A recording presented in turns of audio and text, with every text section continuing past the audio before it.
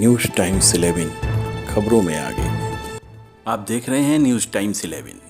कानपुर में निकाय चुनाव के बाद नगर निगम के नए सदन का गठन किया जाना है और इसके साथ ही कानपुर की अब तक की सबसे लोकप्रिय महापौर प्रमला पांडे का 5 वर्षों का सफल कार्यकाल भी दिसंबर में पूर्ण होने जा रहा है। मेयर के रूप में उनकी इन 5 वर्षों की बेहद कर्मठ और जिम्मेदारियों से भरी राजनीतिक सामाजिक यात्रा में शहर की जनता से उनका जुड़ाव इतना गहरा रहा कि लोगों ने उन्हें कभी प्यार से अम्मा जी और कभी माता जी कहकर बुलाया। जिम्मेदारियों का एहसास ऐसा कि दिन हो या रात शहरवासियों की तमाम छोटी बड़ी दिक्कतों सुख दुख में वे लोगों के दरवाजे तक पहुंची, उनकी समस्याओं को सुना और उन्हें हल किया, गलत को गलत कहने की दृढ़ता से हिम्मत दिखाई और उसी के हिसाब से जनहित में फैसले भी लिए। काम करने के उनके इसी अनोखे अंदाज ने उन्हें कानपुर का सबसे लोकप्रिय महापौर बना दिया। मंगलवार को जब हमने उनसे बात की तो उन्होंने बेहद भावुकता और बेबाकी के साथ अपने दिल की बातें रखी। नमस्कार, न्यूज़ टाइम्स 11 में आपका स्वागत है। मैं हूं संतोष वाजपेयी। आज हम बात करने जा रहे हैं कानपुर शहर की महापौर प्रमला पांडे जी से।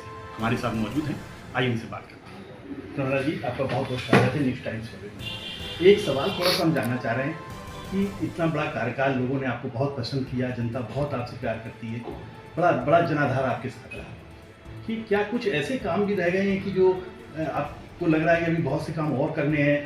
दूसरा कार्यकाल जब आपका शुरू हो तो क्या क्या चीज़ें रह गई हैं, किस तरह से? देखिए, आदमी अपने जीवन में जो सोचता है कि इतना काम नहीं करना है, अगर वो निरंतर कार्य करता रहता है तो उसके कार्य पूरे होते हैं। लेकिन ये राजनीतिक क्षेत्र है। मैंने पूरे 5 साल ये जो मेयर और पार्षद का जो पद है, ये इसलिए भगवान ने बनाया है। इससे आप डायरेक्ट जनता से जुड़े रहोगे और डायरेक्ट जनता के दुख सुख और उनके हर उसमें का आप निवारण करने की क्षमता पार्षदों में मेरे में। हमने निरंतर जनता की सेवा की और सबसे बड़ा मेरा काम एक जो मेरे दिल में था वो छूट रहा है हमसे, इसका मुझे दुख है।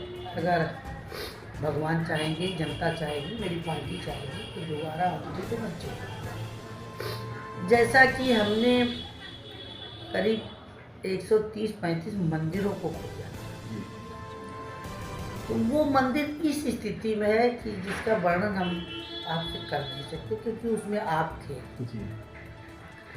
दोबारा आने के बाद जितने हमारे मंदिर हैं, निश्चित तौर पर उस पर मैं काम करना चाहती हूँ।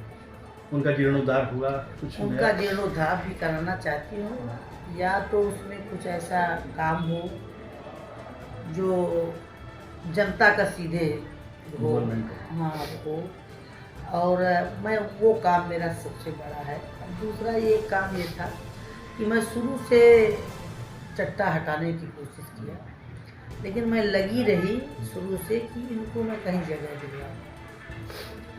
भगवान के यहाँ से जितने हम लोग मानुष रूप पाने के बाद में भगवान के यहाँ से यहाँ बंटवारा, ये हिंदू हैं, ये मुस्लिम हैं, ये सिख हैं, ईसाई हैं, और लोग अपने कर्म के हिसाब से इस श्रेणी में पैदा होता है। और फिर उसके बाद जब 4 भागों में बांटने के बाद में फिर बंटवारा होता है। मनुष्य का जब मृत लोक में आते हैं तो उसका कई बार बंटवारा होता है। एक बार तो एक बंटवारा हुआ 4, हिंदू मुस्लिम सिख ईसाई, और फिर उसके बाद बंटवारा फिर होता है। ये ठाकुर हैं, ये पंडित हैं, ये बनिया हैं, ये लाला है, ये कहने का मतलब ठाकुर पंडित शूद्र ये सब मिला के, लेकिन आप हैं तो सब एक ही लोग। मनुष्य है एक अपने कर्म के हिसाब से। यहाँ हमने अपना नाम लिया, मैं पंडित हुआ, ठाकुर हो, पंडित हो, तरह किया, तो इस हिसाब से आदमी का जीवन चल रहा है।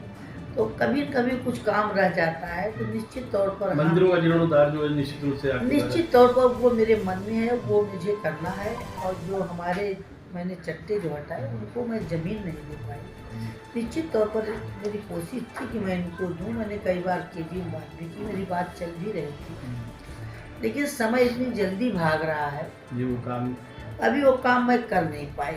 और मैं सवेरे 10 बजे आ जाती हूँ और मैंने पूरी अपना 5 साल का तैयार करके रखी हूँ डायरी कि मेरा एक दिन का नाम जी बिल्कुल नगर निगम में नहीं हुआ। एक आपने निर्णय लिया था कार्यकारिणी में कि स्वतंत्रता संग्राम सेनानियों के नाम की सड़क का नामकरण होगा, पार्कों का होगा। हमने ये कहा था कि हमें स्वतंत्रता संग्राम सेनानियों से इतना लगाव है कि क्योंकि मैं जब छोटी थी तब से मैं इतिहास बहुत पढ़ता था। एक किताब विजय पताका थी और ये तमाम ऐसी किताबें थी जो मैंने पढ़ा। तो उसमें किताब में ये था कि हमारा देश जब गुलाम था, उसके बाद देश को आज़ादी दिलाने में लोगों ने इतनी बलिदान हुए और सब गए। तो उसके बाद जब देश आज़ाद हुआ तो उस परिवार का नाम स्वतंत्रता संग्राम सेनानी रखा। आज भी वो परिवार हमारे शहर में, पूरे प्रदेश में, हमारे इस कानपुर शहर में भी हो। मैं वहाँ जरूर जाती रही जहाँ प्रोग्राम रहा। तो एक बार लोगों ने कहा कि इनके लिए आप कुछ करो, तो हमने पूछा आप बताओ मैं क्या करूँ। इन लोगों का उनके नाम सड़क हो जाए, उनके नाम बगीचे हो, बाग हो जाए। तो हमने कहा ठीक है। तो हमने एक आज तक 200 नाम तो जरूर हमने किया होगा। तो एक बार अभी आए थे सब लोग, तो हमने कहा देखो नगर निगम का इतना बजट तो है, मैं आप लोगों से प्रार्थना कर रहा हूँ 1000-1500 का पत्थर लगता है, आप लोग लगा लीजिए, आप जहाँ बुलाओ वहाँ मैं आऊँगा। उनके लिए तो मैं तो यही सोचती हूँ कि उनके बताए हुए रास्ते पर अच्छा, जो उनके परिवारी जन है उन्होंने उनसे आपने कहा कि मैंने सबसे आग्रह किया कि आप लोग पत्थर बनवा लो और निश्चित तौर पर लगवा लो। सब मैंने कार्यकारिणी से ओके कर। अच्छा, कार्यकारिणी से हो गया तो अब सिर्फ इतना है कि वो लोग अगर अपना बैन कर लें इस खर्चे हाँ कर ले तो अपना तो कार्य हो सकता है। हाँ अब एक बार हम पत्थर नहीं लगवा पाए, लेकिन कार्य से वो काम तो नगर निगम था। अगर मैंने पास किया था तो मेरा काम था, लेकिन वो नहीं जब कर पाए तो हमने हर चीज का एक निकालना पड़ता। तो हमने उनको निकाल दिया ना भैया। कुछ नहीं, अभी कल कोई आया था, कहा था माता जी एक पत्थर बन गया। हमने कहा बता देना मैंने। अच्छा महापौर जी, एक चीज़ सबसे बड़ी बात आ रही है कि अभी मामला GSBM का चला, बड़ी गंदगी रही और एक वहाँ पे छात्रा की मौत भी हुई। स्थितियाँ बड़ी खराब हुई हैं। डॉक्टर संजय काला जो प्राचार्य हैं उनके ऊपर भी ये थोड़ा सा हुआ कि उन्होंने। देखिए भैया, हमारा शहर करीब अगर गली पूछा मैं जो तो 300-400 किलोमीटर में हमारा शहर। अब इसमें तमाम औद्योगिक नगरी है, उद्योग जैसे अस्पताल है, नर्सिंग होम इतने हैं। आपको मैं लिस्ट दे दूंगी तो आप कहोगे कितने नर्सिंग होम हैं हमारे, कितने वैध हैं, कितने अवैध हैं, और बड़े बड़े कितने अस्पताल हमारे यहाँ। जैसे सबसे अगर हमारे शहर को जाना जाता है तो आप हैलट, कुर्सला, लपनी, हृदय रोग, कैंसर रोग और TB रोग और ये सब जो बीमारियों का यही हमारे पास था। नगर निगम के पास 46 अस्पताल 46, जिसमें महिलाओं की डिलीवरी होती थी, फ्री है उनका, दवा भी मिलती थी। वो पिछली सरकार जो थी उसी सरकार ने वो सब बंद कर दिया था। कोई उन्होंने जियो लाए, कांग्रेस सरकार ने जियो बंद कर दिया। सब हमारे पड़े हुए हैं और जो वो है, लेकिन जितने कचरा होता है अस्पताल के, भाई उन लोगों से कांटेक्ट करा के उठवाती थी। और ये जो लड़की मरी इसमें तो मैं गई थी ना, काला का बयान भी आया था कि अगर वो सफाई करा नहीं सकती तो उनका ये आरोप था कि नगर निगम के द्वारा उसको नहीं किया जा रहा है। देखिए मेरा ये स्वभाव नहीं है कि मैं अपनी जिम्मेदारी कहीं और हूँ। काला ने अपनी जिम्मेदारी मेरे ऊपर रखी। मैं वहाँ गई, 3 दिन लगातार हमने 50 ट्रक 60 ट्रक वहाँ से कूड़े उठवाए थे। और जिस दिन मैं गई भाई, काला ने जो प्रिंसिपल साहब ने जो उन्होंने अपना 40-45 का आदमी रखे थे वो कहाँ थे।